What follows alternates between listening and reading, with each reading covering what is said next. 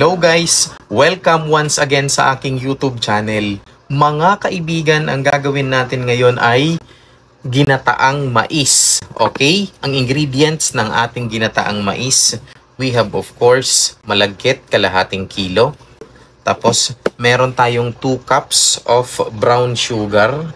Tapos meron tayong coconut cream or coconut milk. Frozen ho ito mga kaibigan, pero you can use fresh. Tapos syempre meron tayong isang lata ng cream corn. Tapos meron tayong 2 cans of whole kernel corn mga kaibigan.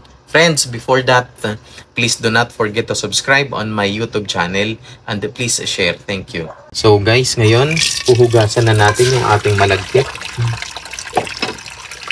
By the way mga kaibigan, nasa ibang bahay ko tayo.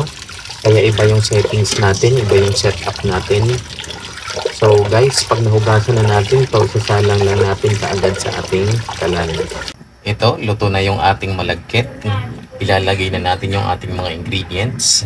Sa isang oras mga kaibigan, magkakaroon ka na ng merienda. So ito na guys, luto na yung ating malagkit.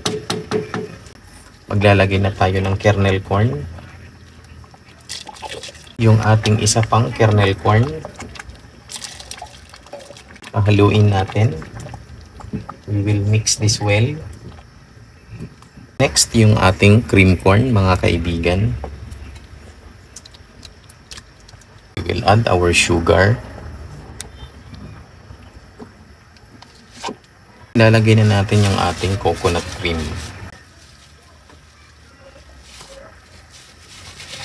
Hintayin lang natin na kumulo. Tapos mga kaibigan, this is ready to serve. So guys, ito na yung ating ginataang mais. Mga kaibigan, this is ready to serve. Tingnan nyo naman ho. Kulay pa lang, sobrang sarap na.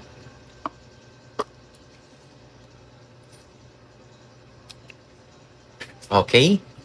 So guys, once again, huwag nyo pong kalimutan na mag-subscribe. Thank you.